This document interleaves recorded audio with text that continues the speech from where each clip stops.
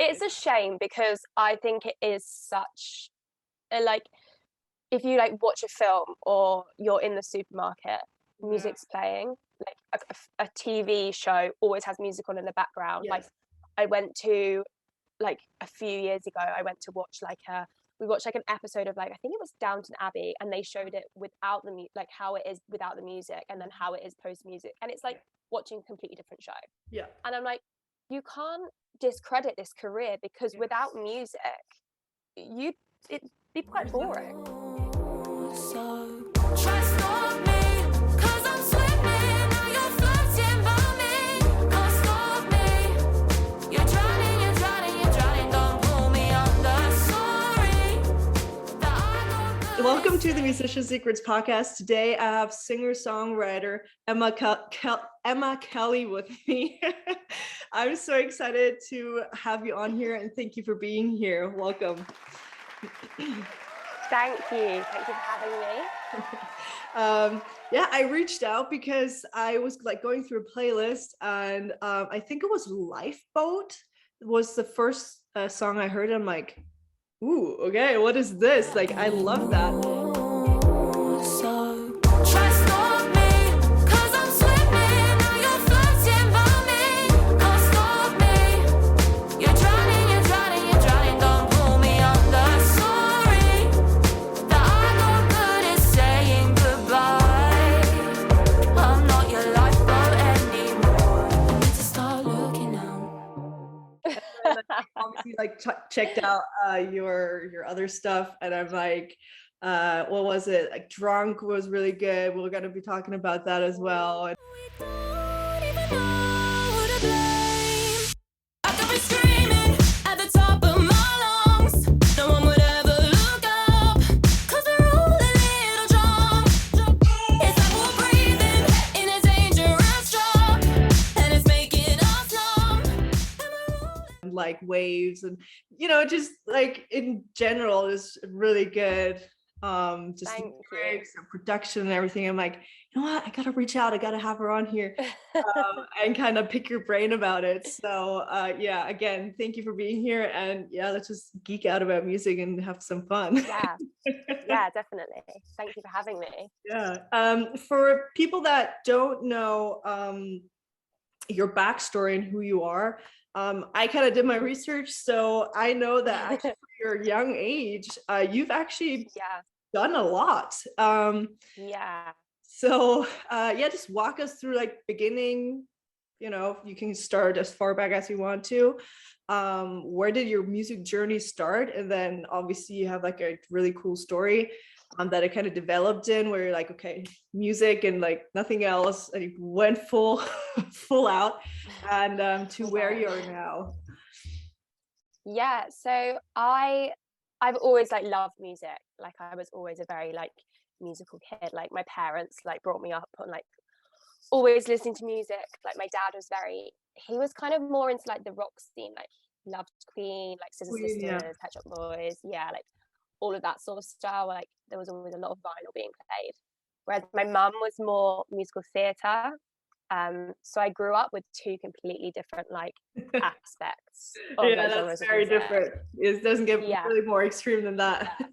literally. But I kind of love it now because I have such a broad taste of music. Like I Yeah. don't like segregate myself to one genre, which I feel like some people do, and I'm always just like, oh, just expand. Trust me, there's like so much more music out there.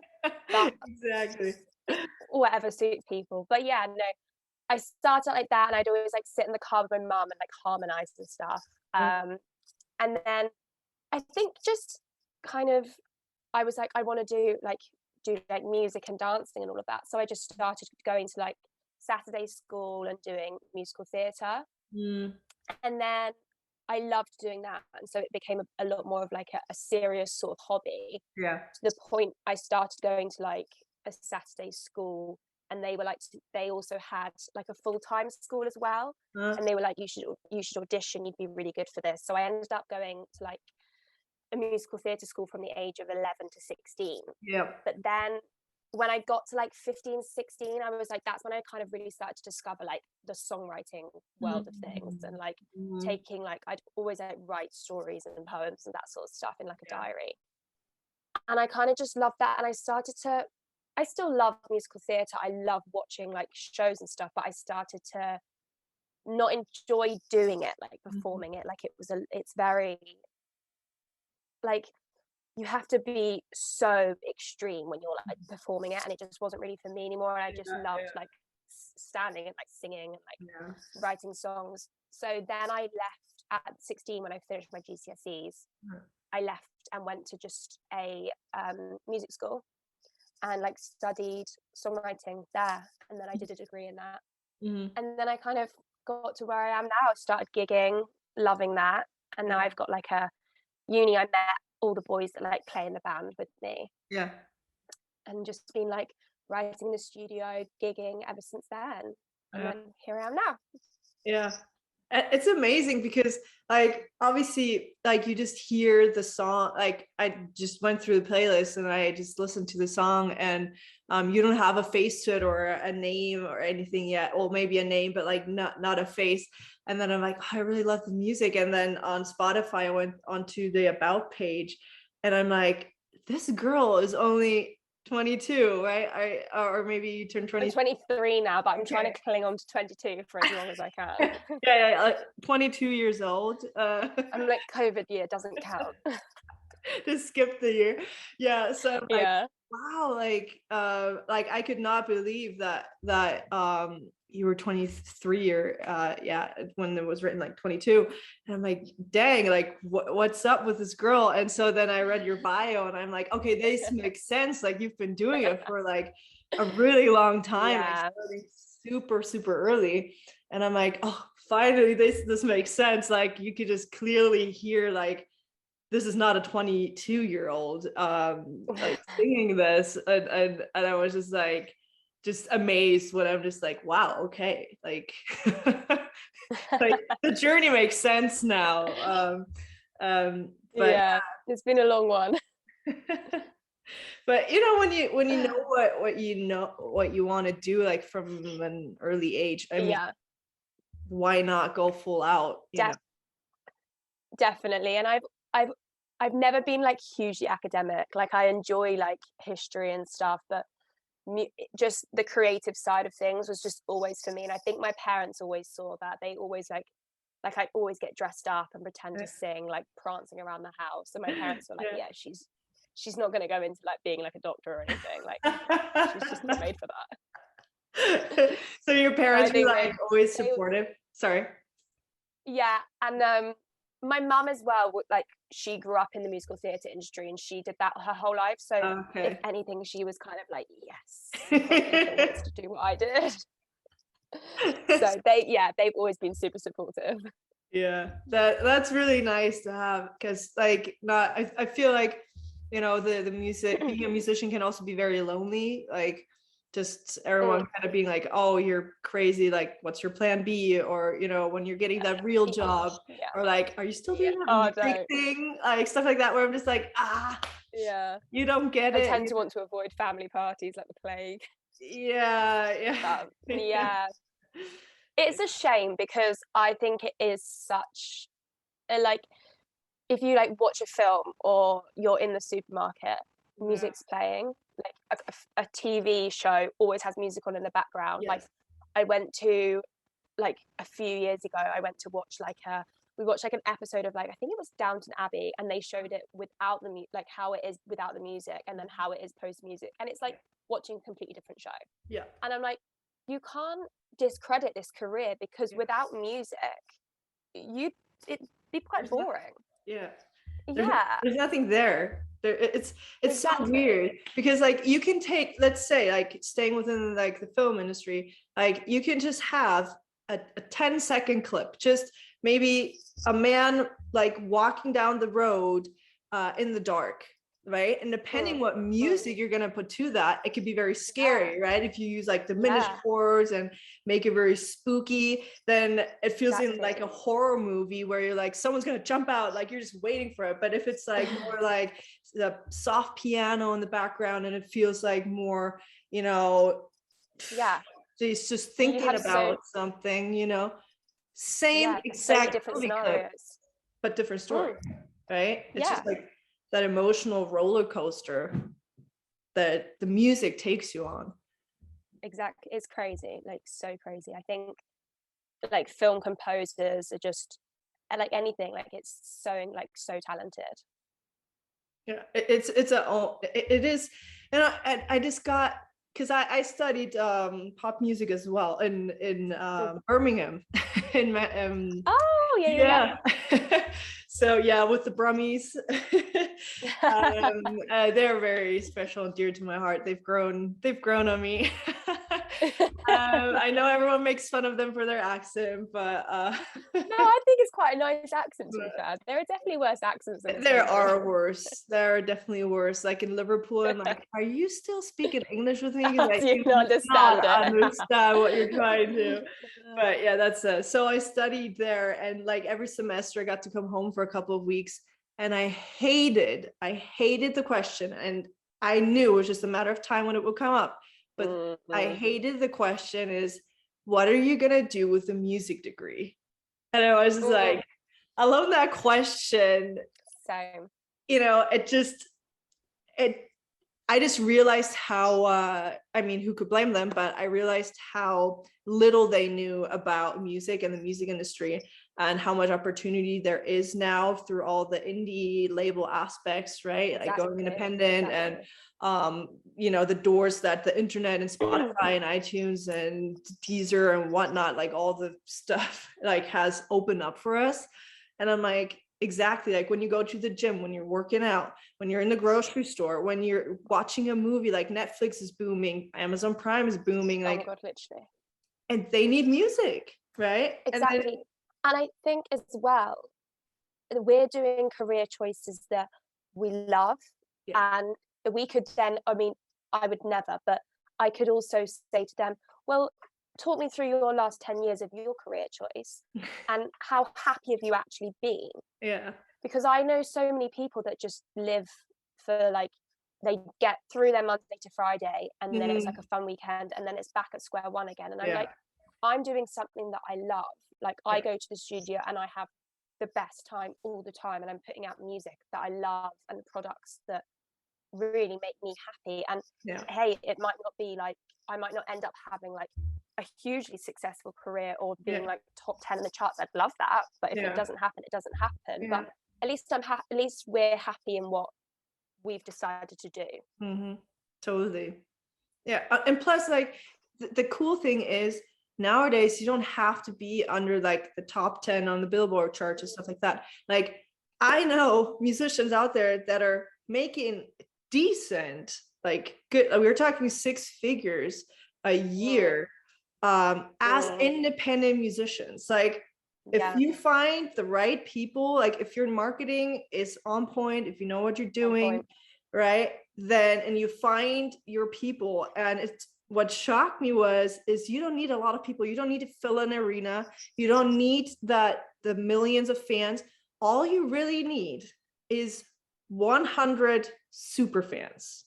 And I'm not just talking la la la super fan. I'm talking 100 of them. And if those 100 super fans just gave you like $20 every month,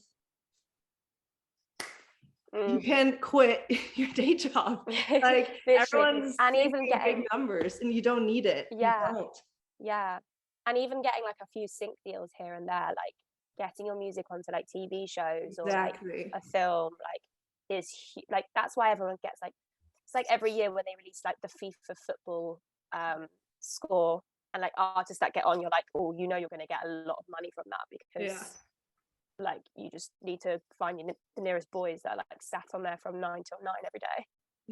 Yeah, totally. Like it's very interesting because I talked with Chris Bradley, and I think it's like 3 or 4 episodes now. I can't remember, but I basically talked with her just about this. Like she started out as a singer songwriter and then kind of transitioned into production because that's where she noticed was like a lot of money, where she's like, you know, if I can produce my own stuff, then I can do sync placements, then I can do, you know, all this stuff that as a singer songwriter on your own is a bit hard. And she's making she's doing that full time, decent money. Because then at that point as well, you can start, like, that's the good thing about producing. I personally don't produce, but as soon as you start producing for somebody, as soon as you start producing for someone else, you automatically can go, I can charge you for this. Exactly. Whereas I think that's where it's still, and I think that's a big topic of debate at the moment amongst the industry, is that songwriters are going, well, hang on a second, how come a producer can charge a flat fee before even then putting themselves on the credits, but a songwriter has to wait until they get put on the credits and that's all they'll get, which is an interesting one at the moment. I've had I'm like, we're kind of like undervalued. It is true, like you have to like pay the producer and then on top of that like they still want to cut like off of it's true. I never, which I think is totally fair. Like a producer does so much work, I think also a songwriter does as well, so I think everyone should get like flat fees, like in a way, so then it's an equal playing field. But then also it's the same with like streaming, like even the royalty split, like everyone should get more than 0.002p from Spotify when they get streamed. But I think that's a work in progress also. For sure. I mean, that's a whole not like can of worms on its own, like just being like not getting paid, like, and we're going to talk about that when we kind of talk about your songs, like how much work actually goes into a single song, right? And then you kind of put it on Spotify and like the amount we get paid for it is like nearly nothing. So like it feels like the work and the money and the sweat and tears we put into it like is not nearly, you know, comes close to what we actually get paid. But then again, if you do your marketing right, then you can like make it up with merch and like do all sorts of stuff. But you know, that's still something that kind of bugs me. I don't know how your feelings are about that. Yeah, no, same. I think if it doesn't bug you in the industry, I'm like, what are you doing? Because everyone I speak to, it bugs them. Yeah, but I mean, it does help like get your music out there. So you, at least, you know, that's how I find the majority of the people I have on the podcast. You know, and then stuff like that. That's what I'm like, if it means I wait longer to get like the money that I'd love to have, but I'm gaining fans in the meantime, I'll take that any day of the week. Yeah, I mean, I love it. It was a very interesting discussion I actually had with a friend of mine, because they're like, oh yeah, I'm just like, when I listen to their songs on Spotify, like it helps them. And I'm just like, well, yeah, it's nice that you're like streaming the one time or maybe a second time, or even if you put them on the playlist, it's nice, but we get like nearly to nothing for a stream.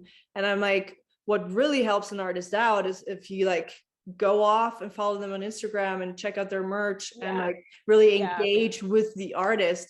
And I'm like, yes, thanks for the stream, but like to really support the artist, you kind of have to go out of your way and really like going to their shows, buying their merch and stuff like that. And the majority of people don't do that. I think as musicians, we have a different point of view. I'm a musician, so I know what it feels like, and I go and put them on my playlist. I go and have them on the podcast. I go and buy their merch if they have some, if they're around my area. I go to their shows and stuff like that. But I'm like, so I'm like, let's say my friend was called Jason. I'm like, Jason, as a normal just person that just streams music, how often do you then go and follow someone, or do you buy their merch or a CD or download their album or download their single or anything besides just listening to it? And then he like thought about it. He's like, never. I'm like, exactly. That's the point, is like the majority of people, they just think that streaming the song once or twice is like enough. And I'm like so helpful. I know. I try and say, my friends like went to me like a while ago, they were like, so like what is it like, how's the payment for royalty streams. I'm like, listen, it does not pay the bills. But like they do come to my shows, but like to other people I'm always like, come to a show because I like to make my shows different as well to how it sounds on Spotify. Obviously it's not going to sound completely different because people want to hear the song. But like the boys that play with me are so talented that I'm like, we like to make it special, add in little like nooks and crannies here and there, so someone can be like, yeah, but have you been to her live show, because she did this that you won't hear on the track.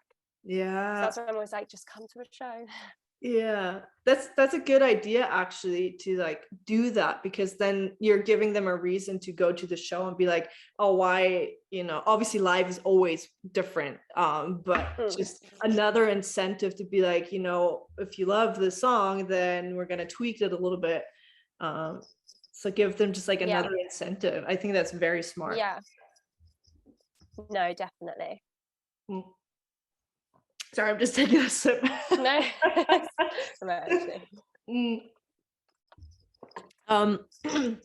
But yeah, let's talk about your singles because they're really good, and I just want to pick your brain. Thank you. But let's start with Lifeboats. Is that I think that's like the newest one that's out right now. No, it's my second newest one that's actually out. Which one? Yeah. Which one was the one before that? The Thought is my most recent. That came out March of this year. Okay. Oh, okay. Then I thought it was Lifeboats. And like, I'm gonna be so smart. I'm gonna know like the latest thing that just came out. Okay. Yeah, Lifeboats came out August 2020. Okay, so like it's a pandemic song.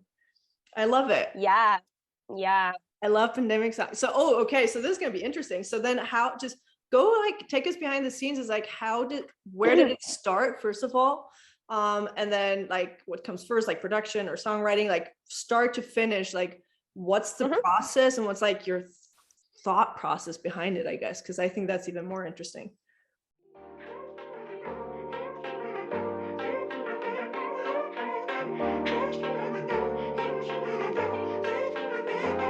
You keep on holding on to issues that you wouldn't want to call upon. I'm not trying to be vindictive, but I've had enough to call your bluff, but I've found a way to get away from all your flaws. So I'm so cool and unpredictable, cause what you want is so habitual. I'm not treading water anymore, so try stop me, cause I'm swimming, now you're floating by me. Can't stop me, you're drowning, don't pull me under. Sorry that I'm not good at saying goodbye. I'm not your lifeboat anymore, I need to start looking out. Yeah, so Lifeboats actually went on like quite a big journey. Like it started out like so differently. We actually wrote it pre-pandemic, so and it was like we'd finished it in the studio. It just needed like mix and master during the pandemic, but that was fine anyway. I didn't need to be there. We did like little bits on Zoom here and there. Okay. But it always, like most of my songs always start, and more recently now, on Zoom, like we'll just do like a writing session and we'll get a demo laid down. I'll record some vocal, like a rough vocal at home, and then once we've got all of that together, it just means we kind of have like a general idea, and then we'll also chuck in some ideas of where we want to take it. When you say we, like how, when you say we, like how many people are like involved in the? It usually starts out at like around 3 of us. So I'll have like a producer who I mostly write with, Max. I do loads of stuff with him, and then another person who's also Max will write, and then another writer as well.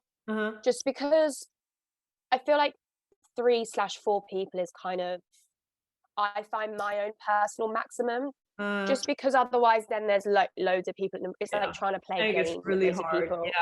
Yeah, there's loads of voices going around. Everyone has a different idea, which is totally fine, and that works for some people. It just doesn't really work for me. Just it gets very overwhelming, I think, when they're like too many. And I also find as well that me personally, when I'm writing, it is personal. Like So I don't necessarily want to be talking about personal things to like 7,000 people in a room. Yeah. Because I also find as well, when I finish a song and it's like gets put out to the world, Yeah. I love to hear what people's interpretations of the song is, rather than say, like, I'll say this is what it's about, Yeah. like as like a base. But I love, like, my friend will always be like, oh my gosh, I listened to the song and I relate it to this situation in my life, and Yeah. I love that, Yeah. because they've found their own personal like touch to it, which I think is like, that's my favorite thing. So yeah, we finished it in the studio. My keys player tends to come down when we take it to the studio, because he always adds in some like insane synth parts. He has a talk box as well that he put into Lifeboats. And yeah, and then we finished that, and then kind of just went back and forth with like sorting out, like we did a video for it as well.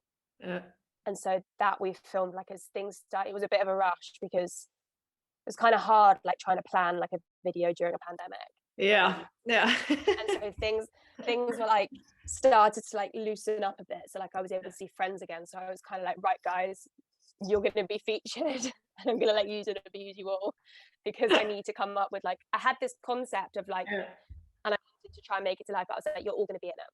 And like every time we'd go to like, we were allowed to do like outside barbecues, so I'd be like, right, we all need to stop what we're doing for 10 minutes, and I'm going to film you all.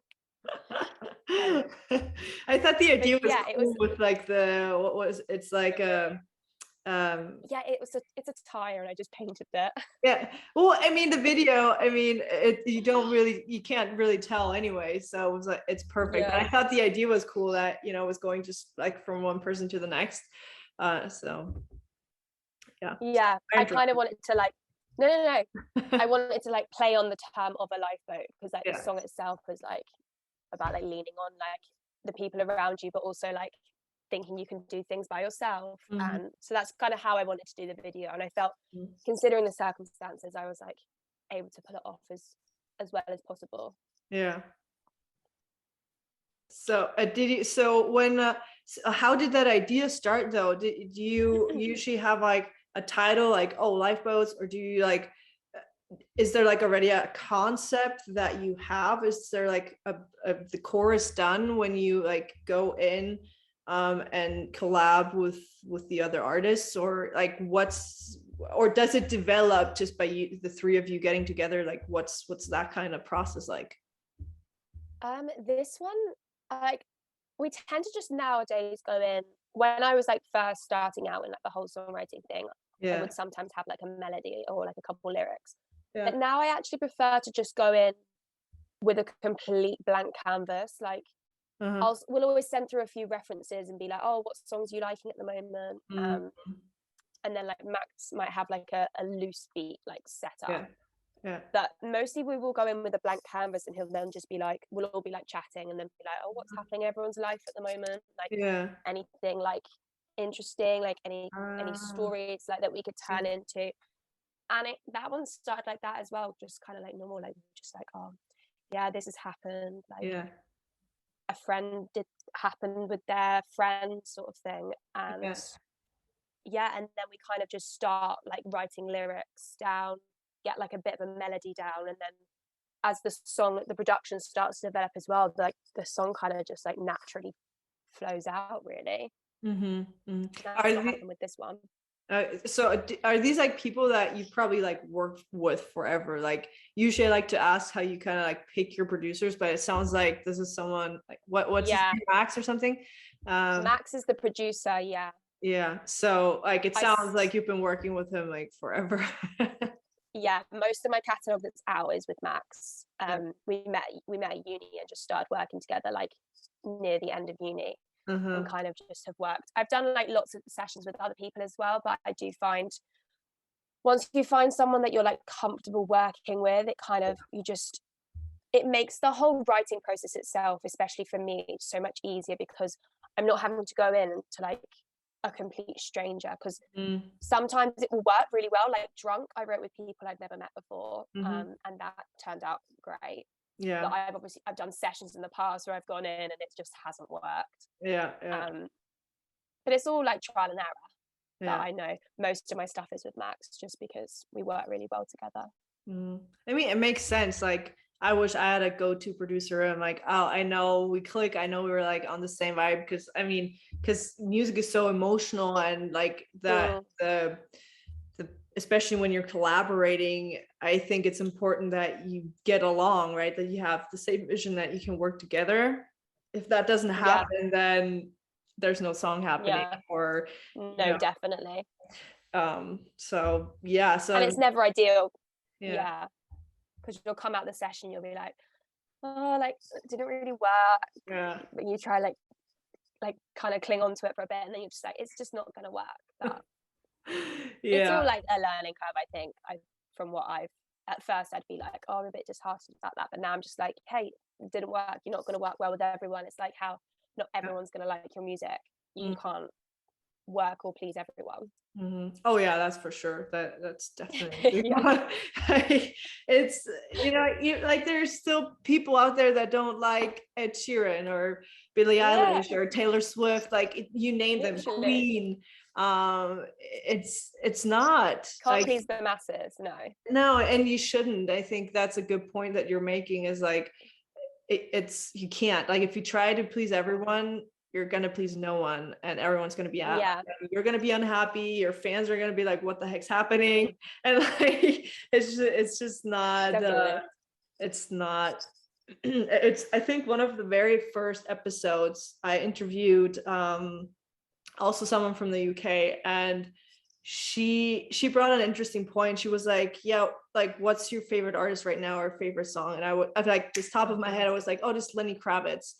And so she's like, yeah, just name me a song. And I think I said Sister Mama Lover or something. I was just like, for some reason, I think I just listened to it just recently, and so it just came to mind.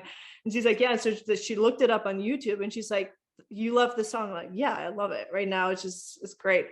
And she's like, yeah, so on YouTube it has like 703, I'm just making up a number now, but just like 703 dislikes.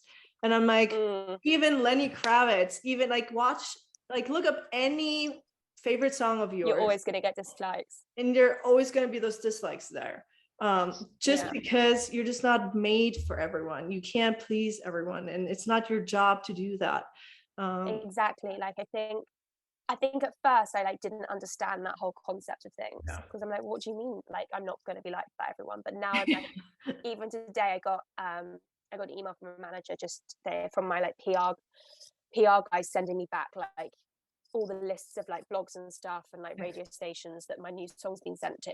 He was like, just don't get disheartened by the declines. And I was like reading through the list, and I was like, well, by the sounds of these sort of stations that have declined me, they're not really play my genre of music that I make anyway, so exactly, I don't really want to be played by them, so I'm not just I'm fine. No, it really is like, it means like your vibe attracts your tribe, right? So that's a good thing. Like nobody will play my songs. I mean, they're not released yet, but like it's like nobody will play my song, or I would perform them at a heavy metal rock concert, because that's just not my genre. Like, I'm glad the crowd would be like, what? You're like, what's this girl doing up here? Like, be glad. Are we at the right gig? It's like, are we at the right concert? Like, what's going on? You want that also to happen. Like, it's a good thing, right? I mean, when people like hate on it and they're being really like verbal about it and just like idiots, then I mean, that's a whole ball game. But I mean, in general, like, just unfollow, just unsubscribe, or don't like listen to it on Spotify, like whatever. People don't need to be mean about it, but just be aware that it's coming and it's okay, and it's actually a good thing, because you don't want those people in your life anyway, because they're just toxic. And they're just gonna bring everything down. No, definitely. So they're so catchy, like it's what was it for Drunk? Oh my god, I had that stuck, like the chorus where it goes like drunk, and then it goes like up the pitch like an octave up, a little bit. Oh my gosh, like just that, it's so catchy, and it's it was just like stuck in my head all the time.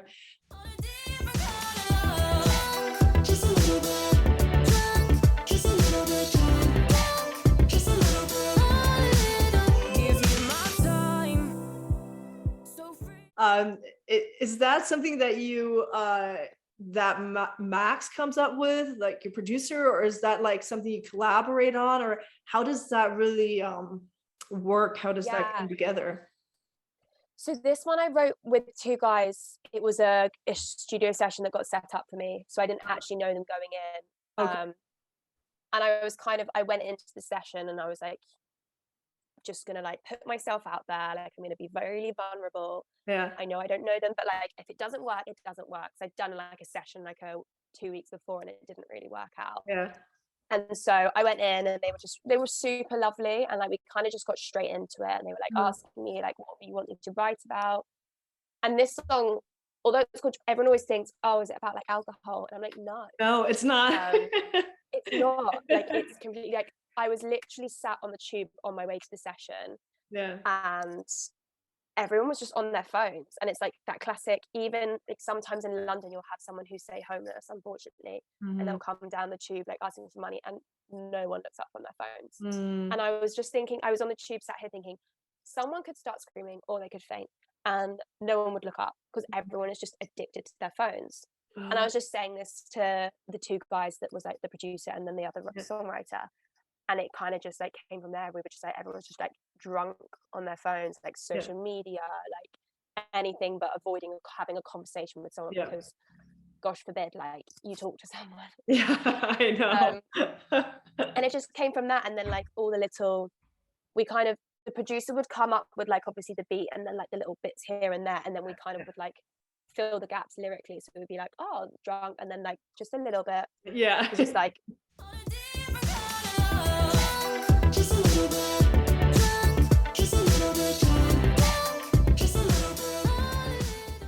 everyone claims that they're like not addicted to their phones, but like oh, a little bit. And it's not until you get to the mundane, your screen time comes through and you're like exactly. So it's kind of, I'd say it's collaborative, the whole like effort of how everything comes about.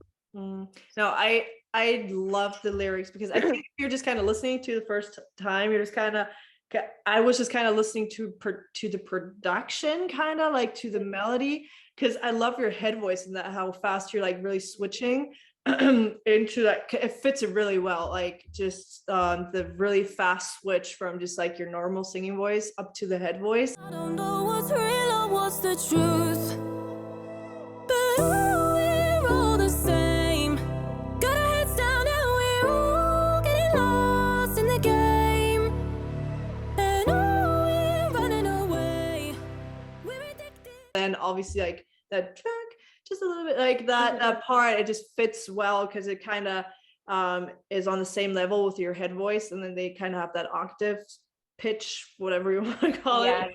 And it fits really well. And so I was just kind of listening to that first, which is like for me, I'm a lyric person, so I usually listen to the lyrics first, but I was just kind of like blown away by the entire like production, vocal lines and stuff. And then the second time I listened to it, I'm like, wait a second, this has nothing to do with like being like your normal drunk kind of drunk. And I'm like, wow, these are like really interesting, just the lyrics in general. I'm just like, wow. Like the more I listen to it, the more I'm like hearing out. It's definitely a song that you have to like listen to a couple of times and you'll find something new every single time. So great job on that song. Thank you. Is there like a favorite line that you have in that song? Oh, I think potentially just the first line, like the hold up my hands, I'm guilty, I'm under the influence of you.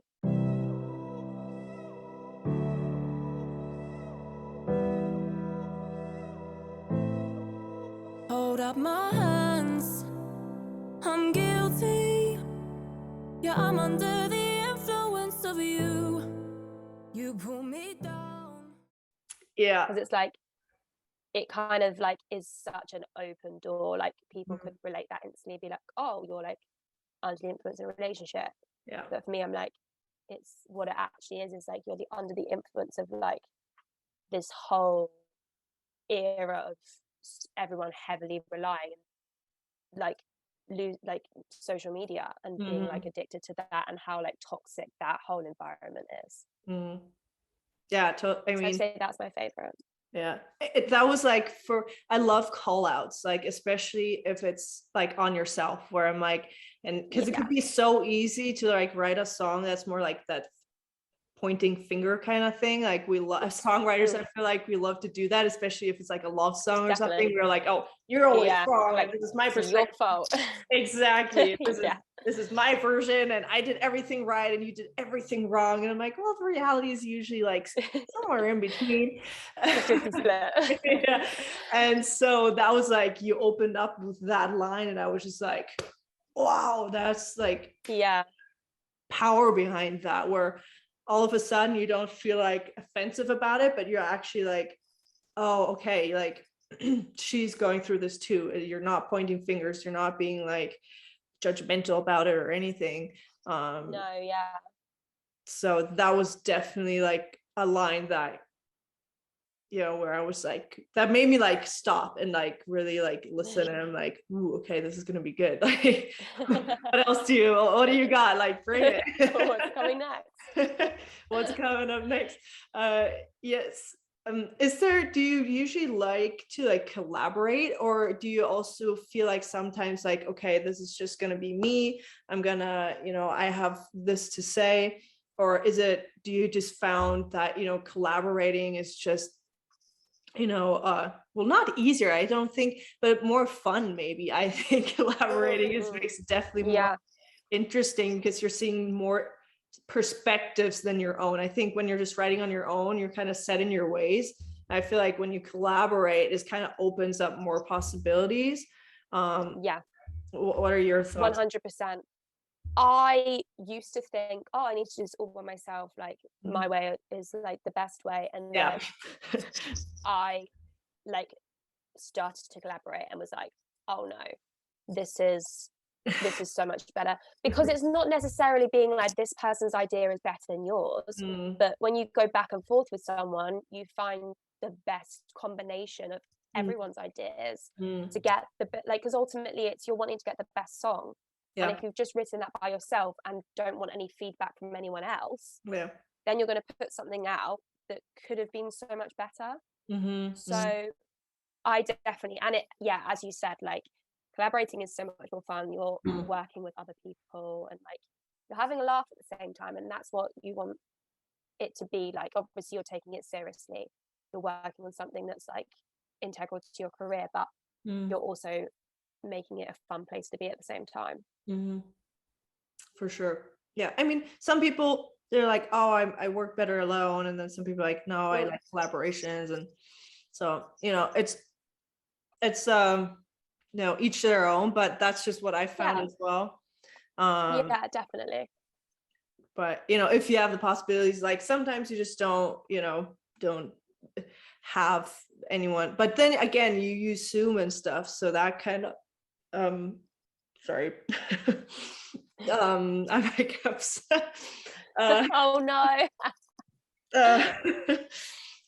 Yeah, but you know, so that is always, especially now, I think it's more acceptable to do it online than like, oh, if we're not in person, then it's not gonna work. I had the conversation like with Max recently, and like one of the girls I was writing with, Charlie, and we were saying like, do you enjoy like actually writing on Zoom? And I was like, well, yeah, because I also feel like we would write the demo so much quicker than if we came down to the studio straight away. Like we were writing songs and like from start to finish in like 2 hours. And so we found we were being like so much more productive doing it on Zoom. And then like we'll have a song, and then it would take me like a couple hours to just get like a demo vocal down, a couple harmonies, just to have like a basis of where we want to go. And then once that's all in place, then it's like, right, okay, all we need to do now is like take it to the studio and spend a day in the studio really like finalizing everything, getting a proper vocal, more instrumentation, more harmonies, and then the song's like complete in like totally probably like a day and a half. Wow, that's great. Like when that, you know, happens. Yeah, I love it also it. saves you time, money, right? Because like when you're in a studio, time is money. Yeah, So yeah, definitely. that's good to like make the best out of that for sure. Yeah, and I just like that way of working anyway. I'm very much like an organization like lover, like get and it's like complete, and I'm like, hey, happy. Yeah. Oh, you're definitely someone that gets stuff done. I could tell just by like quickly you respond. I'm used to like musicians being like 2 or 3 days later. No, that stresses me out. I'm like, oh gosh. It was like I knew like I was like, oh, I was the late one, always like responding a day after or something like that. Like I could tell like this girl gets stuff done. Like that's good. Like, I was like quick turnarounds. I think with musicians we're just more of like, oh, whenever I have time, whenever I get to it, you know, that mentality. Yeah. And like sometimes they'll have like all the time in the world and they'll be like, I'm so busy, but I need to reply at some point. I'm like, you're doing nothing. But whatever. It's so weird, isn't it? Like it's a no. I think we're getting better because we're so connected, and nowadays you can just, you know, through the entire world you can book someone from all across the world to like do your drums or whatnot. Like you could be the most talented musician out there, but if you're not reliable and trustworthy, you know, your talent doesn't mean that much, right? I'd rather have someone that will show up on time, that I know will do the work and get things done, rather than someone that's the most talented drummer, right? Or bassist or whatnot. And unless you need like a really specific skill, but I mean that, you know, that's rare. That's what I've just noticed, that university really is like, that's what they drilled into. It's like, you know, especially if you're like putting a track down for someone else, like again, in the studio, time is money. So if you're like kind of like, if you're 10 minutes late and then you just kind of, you know, take forever to hook up your equipment and stuff like that, they're like, dude, like, come on. Yeah, cool. I also feel as well, like I never want to be wasting someone else's time. Yeah. So I think if like how I see it is like, I never want to waste someone's time, so I hope they'd never want to like waste time as well. So yeah, I think I've just always had that attitude to how it comes when it comes to working. Yeah, no, I could definitely tell. I'm like, wow, like this is really fast. I mean, it sounds so silly that they're just like these little things, but that does make a difference. Like you can, without even seeing, like we've never talked before, like this is the first time we're just like having a chat, you know, but just by these little things, like how fast you respond back, and you know, the emails and what you're sending back, what questions you're asking, I can like tell how prepared you are or unprepared, or you know, whatever it is. Like just those little things, they kind of add up, and we're like, I can kind of get an idea of who you are, how a person's going to be. Yeah, just by like little things like that. And it was interesting because I talked with OGK yesterday, and he said something interesting. He's like, the way you do one thing is the way you do everything. So the way you like respond to your emails is how you're going to be responding in person with someone else, the way you're going to show up to others. And when he said that last night, I'm just like, yeah, I've never thought of it like that before. Yeah, me neither. Like it was very interesting because he says like, I forgot who he got it from, but he's like, the guy that he got it from, he's like very extreme. So he's like, he says, I'm a finisher. So when I listen to a song, I finish listening to the entire song. If I start it, I finish. If I watch a Netflix show, if I start it, I finish it. So when it goes to business or writing songs or whatnot, he says, I'm a finisher. So the way you do little things is how you're going to do everything else as well. And big thing. Yeah, that's interesting. Yeah, I've never seen it that way before. And I'm like, no, neither. Yeah, I really like that. Yeah, because it makes a lot of sense, and I'm now like relating it to other people, and I'm like, that makes so much sense. Yeah, you're like, okay, how they act like that. Yeah. Gonna have conversations with people now and be like, that's why you did that. Yeah, exactly. Well, because it's like, because when it's such little things, and for you it's like, oh, it's just this little thing, like, but it's like, but it multiplies, it adds up, and it becomes a big thing. right? Sorry, I'm having hiccups again. But those small things, they just kind of add up and they become the big thing. And when you said that yesterday, I'm like, wow, okay, yeah. Wow.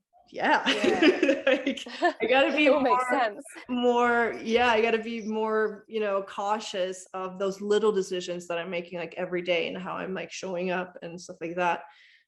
So that was interesting. That was definitely like a punch in the face where I'm just like, oh, knock out in a good But I way. suppose if you relate it as well to like if someone's like late like once or twice, everyone's gonna always think you're always gonna be late. Mm-hmm. Even if it's those couple minutes, you're like, oh well, I don't need to start getting ready till 10 minutes later because I know that person's gonna be 10 minutes late anyway, at least. Mm-hmm. So I think, yeah, for sure. Yeah, I'm definitely guilty of like being late. And it's so funny because here in Germany, it's like you need to come early because when you're on time, you're late. You're late. So, yeah. We always told that at school. Yeah. And so that's something I'm working on really, really like, because that is a very bad habit. And I just picked it up from my family because, and I have to stop making excuses and be like, you know what, you're old enough to, manage your own time. And my husband is luckily, he's very German that way. And he's like, make sure you're on time. So he's making sure I'm getting there. So it doesn't mean you can't change your habits. That's definitely not the case. But no, definitely. I think that's another thing. It's like the guy said that, but obviously if you then become aware of something, you then know you can make that change in the little things that will ultimately then change the big things. Yeah, exactly. A theme that I've been seeing, like interviewing 50 plus people so far, is really like the mindset when it comes to like writing a song.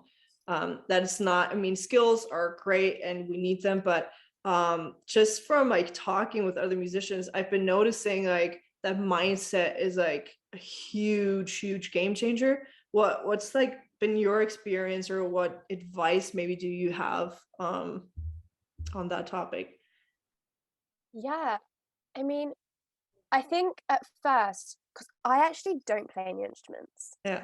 So I can get by on a piano, like I know like chords and stuff, like to do like ding ding ding. Yeah. But I don't, and sometimes I was made to feel like, oh no, you should learn an instrument or else you're not going to get anywhere. And I'm like, well, but then other people be like, well, your voice is your instrument. So yeah, exactly. I think don't ever feel like because you're not doing what someone tells you should be doing in regards to writing a song or performing a song is what they say is the right thing. No, what works for you works for you.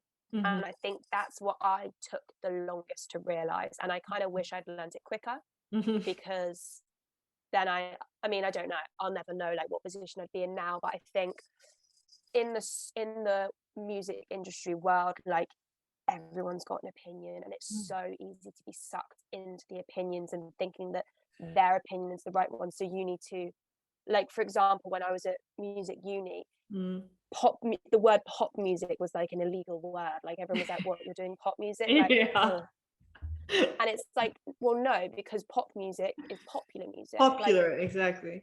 Every genre spans into different subgenres. So it's like, I was also so like put off by the word pop music because everyone made me think so, and like now I'm like, yeah, I do pop music, and it's like it probably span to say like dream pop or like whatever pop you want it to be. But I think that's my biggest piece of advice, I'd say, even with songwriting, with performing, like don't listen to other people. Do like listen to other people, like take when you're in a session, like you'll bounce off other people's ideas, but if someone's saying something that's got like an undertone of something that's mean, or they think they're like slightly slagging off what you're doing, like be confident in what you're doing and the product you're putting out, I'd say. Well, I feel like a lot of people, obviously in the music industry, but just in general also, like they put their beliefs, even if you can call them false beliefs or whatever, like they're limited beliefs, let's call them limited beliefs, that's a better word, they're limited beliefs on you. Sometimes they even mean well. That's why the majority of times parents are like, okay, like you should like get a real job, or what's your plan B? With saying that, they're meaning well, but that limited belief of, growing up with, okay, after high school or, uni or whatever it is, you go to university, or, then you need to get a job, and then you need to make sure you're getting income and all that. Like, that's what they grew up with. And because, now we have the internet and we have so many possibilities to like do different jobs that didn't even exist, like YouTuber, like my parents would have never dreamt about, oh yeah, one day there are going to be YouTubers out there and they're going to make a buttload of money. Like for them, it's like abstract. Literally. And for like promoting a brand. Exactly, being an influencer or something like that. Like every time I explain my grandma what I do for work, it's like, she's still like, it's like, for her it's like speaking another language, right? You're like, doing what online? What is that? Like, and how do I log on online? Yeah, exactly. So it's very, so those, I mean, this is just an example, but there's so many out there where they even mean good, but because it's their belief and their experience, they're putting that on you, and that's most of the time is not fair. That's how I kind of experienced it. Yeah, totally agree. What's like your favorite part about like just music in general? Like, what is it that just like draws you in, that hooks you, where you just kind of get into the flow state maybe, and you kind of lose that sense of time? Like, what is it that, like, why music? I think that's such a fascinating question, is because we could be doing so many different things, but there's something subconsciously or consciously like that just sucks us into music. Gosh, I've always been like a massive daydreamer, and I feel like I would always go on like long car journeys to like our holiday, like our family home up north, and I would just put music in and like zone out and like stare out the window or shut my eyes, and I just feel like you'd be like I feel like I kind of like just take myself into a completely different, what I feel like is another world, and I feel like you can only do that with music. Like, you can sit in silence, but like I hate doing that. You just start thinking. Whereas with music, and I just love doing that. Like, I love it when I've finished a studio session and like I can like have the demo of my song, or like a produced version of the song, and I can just like put my headphones in and like sound out the entire world, and you're just alone with like a song, and you can listen to it as many times as you're possible. Like, I'm definitely a culprit of like, if an artist releases a song that I love, I'll get to the end and then press back and start again, and just listen. And I think that's just what I love about music. Music can take you to like a completely different place, whereas like something else can't. Like, you could be so emotionally connected to a person, but I feel like there's just no, like, listening to music, I just love it. I think that's like the easiest way I can describe it. I'm just like, I just love it. It's hard. Like, I don't know how I can't really find words. I'm like, it's a hard one, because like it's a very emotional thing, and this is something I recently learned, is that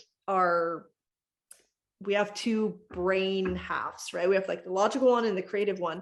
And something that blew my mind is that and this is what nobody really talks about, is the side that is in charge, that's the creative part, is also the emotional part.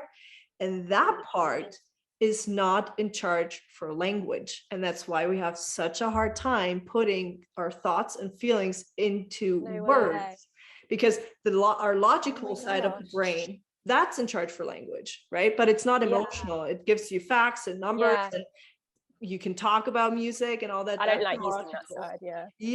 But when we're in music and when we're creating, and that's the emotional side, and that makes us so special as musicians, is because one, we can say a lot without saying a single word, just through music. And then if that makes so much sense to me. Exactly. When Simon Sinek talks about that in his book Start With Why, and it blew my mind, and it just showed like how special we are as musicians, because when we find words that kind of even come close to explaining an emotion, that's why we connect to it. Because I'm like, oh my gosh, she was able to put in words what I was able to feel that I couldn't communicate, because the emotional part of us is not in charge for language. And so when you can do that with music and lyrics, there's nothing really more powerful than that. And that alone just blew my mind. Like if I like that's how powerful we are as musicians. I don't know anything else that is. No. And I think I love it as well. I love talking to musicians all day about that sort of stuff, because they obviously understand it. But I also love it when people that aren't necessarily like musos in the industry, that they just love music. Like I find that I'm like, oh, I love that, because it's like you don't really have they have an understanding, but like you're not in the industry, so you don't know like the nooks and crannies behind things, or like how long it takes to write a song. But like you're so interested. But they appreciate the end product, you know, that makes a lot of and they could be like, literally, and I love that, because there are also so many people that like really just don't care. And I'm like, oh, it's such a shame, because you're missing out on so much. Yeah, for sure. What's like a skill, if you went to bed tonight and you woke up the next morning and there was one skill that you could do perfectly, like you could woke up and you could just do it, what skill would it be? Like it could be any music related, it could be from, you know, writing a song to production to marketing to time management skills, whatever it is, like somehow, what would it be? The control freak in me wants to be like everything. I want the ultimate superpower. I'm like, I want the ultimate, like they have like the 360 deals, I'm like, I want the ultimate 360. I'd love to be able to produce like super well straight away sort of thing, because I think sometimes for me it's like teaching myself how to produce, I get so frustrated of like, because there's so many elements to production. Like I watch Max, like people do it, and I'm just like, I'll sit there like, whoa, like, that's because it's not just like people think, oh, you just press a button. No, you're adding all these different, like each like vocal has like 7 different elements. Like he's like so many different things. Like I mean, and I think once you're a producer as well, you can also play instruments here and there. So it's like kind of getting like 6 deals for one with production. But I mean, you could spend probably days just talking about EQ or, you know, stuff like that, you know, where like I find it so funny, you know, when I'll be in a session and like they'll turn around to me like, oh, I got this new plugin today, and like listen to this. And then they'll geek out on the plugin for like ages, and I'm like, this is just so interesting to me. Because you know, it's like Christmas has come early. Well, I love it because they just like really geek out about it, and they talk about sound frequencies and then how it affects vocals and how it makes it like sound fatter, and you know, and I'm like, just push the button and show me. Like But then I also love as well, like we'll be doing vocals and they'll be like, oh, like do you want a bit of reverb? And I'm like, yeah, just a little bit minute. And you'll click like a plugin, like a certain plugin for reverb. And then there's so many different subsections to that plugin. It could be like, you could be in like a church room, or you could be in a small contained box room, or like an open room with like windows. And the sound will sound completely different every single time. And I'm just stood there like, wow. And the song could sound completely different because you're in a different reverb room. Well, and then also you can, it's not the right term to put it. And then you can change the settings within that as well. So you're like, oh, I want the, you know, in the box room reverb, and then you can still say how dry you want it, or how, you know, and then tweak it. You could adjust. Like, how do you, I don't know. It blows my mind. I have it blows my mind for producers for sure. I can do like basic stuff, so I can like send in a demo. I don't know why I think of it all the time. But that's pretty much it. Like I wouldn't call myself a producer. I have Logic 10 on here, and then I just record some stuff and get, you know, something to like capture my ideas. But that's pretty much it. Like that's the extent of my production skills. So, but you know, I appreciate good producers for sure. Same. Yeah, definitely same. I think they're so talented. Sorry, Trying to get those hiccups. drinking right in the middle. Yeah. For my last and final question, this is a question Yes. I ask everyone because I think it's so interesting. Everyone answers them completely different, so there's no right or wrong I'm answer. intrigued. But my final question is, what makes a good song for you personally? I love like drenching a song in harmonies. Yeah. Like always for me, like anything I put out. But then I've just always loved harmonies. Like I think it's just amazing. But then I think I understand that it comes naturally for some people and naturally not for Mhm. some. Like one of my friends who's also in the industry, she, when we were like younger at uni, like she would always like struggle with harmonies just because it didn't come naturally. She'd always be like to me, how are you doing it? I'm like, I don't know. Like it just, I think it's just always like, my mum's always said like she was like, you'd always just sit in the car and just be singing a completely different like melody, like a harmony to the song, and she was like, it was bizarre. So I always love that, and I think a strong chorus always, because Yeah.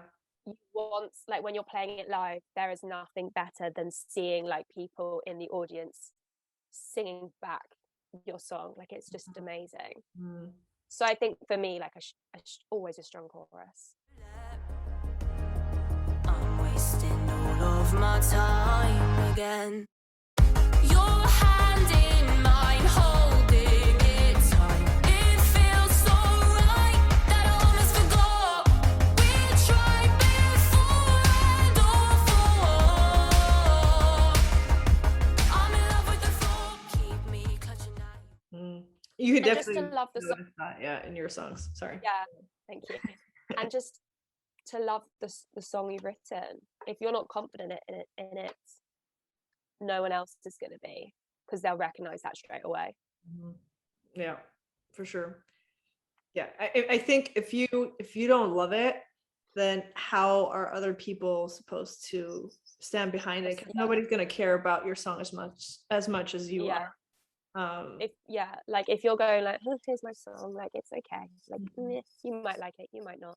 I'm not really sold on it, and they're gonna be like, oh, okay. We're not sold on it then either. Yeah, exactly. Well, that's what you're setting them up for, right? If you're like, oh, just have a listen, just see if you like it. But if you're like, hey, like, dude, I just wrote this amazing song, this cool hook line in there, and the bass is sick, and like the entire production that we worked on is like on fire. Go and have a listen. Now, how do you think they're gonna go into that song? Yeah. Like, you're like, whoa, I'm buzzing. Yeah. So, I just want to appreciate you for like all the amazing work you're doing and the great songs that you're putting out, and just talking with you over like the last, I think, hour or something. You can just kind of tell like where your headspace is at, and so I just want to thank you and appreciate you for everything you're doing, all the hard work you're doing, and just like pushing through, and not listening to other people's thank you.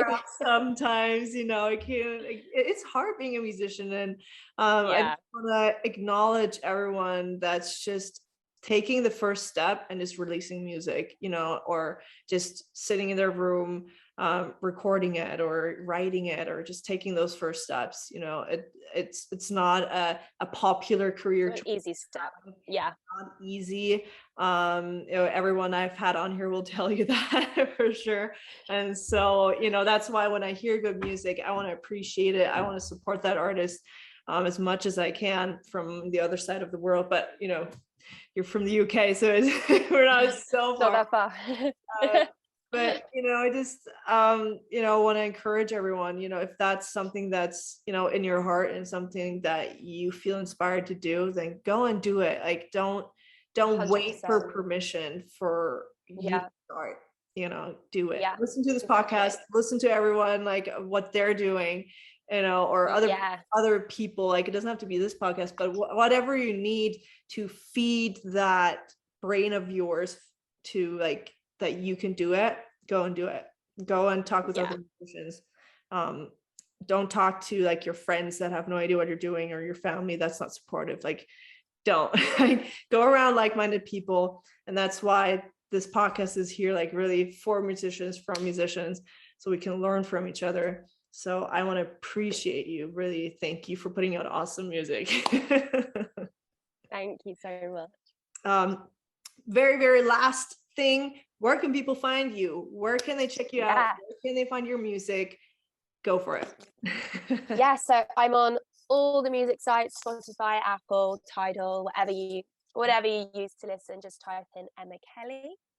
And then I'm also on Instagram, Facebook, Twitter, which my Instagram and my Twitter is at Emma Kelly Music with an underscore at the end. And then my Facebook is at Emma Kelly Official. Yes. Perfect. Yeah, I'll link everything up down below, so people can find you, and they should check out your music as well. I'm gonna have probably bits and pieces throughout this podcast, so people can get a little teaser. So if you want to listen to the entire songs, which I totally recommend, then go to Emma Kelly. I think it was on Spotify. I just put in like Emma Kelly and it popped up. So I'll link everything up there as well, and it'll also be in the playlist, in the Musician Secrets playlist. So everyone that's ever been on this podcast, all their music is in there, so you'll have fresh new music all the time. So thank you for being on here. Thank you. Thank you so much for listening to the Musician Secrets podcast. I appreciate your time, because you could literally be doing a bazillion other things right now, but you're here with me, so thank you. If you want, you can scroll all the way to the bottom and leave a comment on how you're liking the podcast, what you've learned, and things you've even implemented that have helped you out. As a little thank you, I put together a free members area with all my best resources, books, podcasts, and online courses about everything you need to know as an independent musician, from producing to songwriting to marketing to building a home studio, all the good stuff. All you have to do is either click the link below or go to alisekoa.com/free. I'll see you on the other side. Bye. Like a roulette, I'm wasting all of my time again.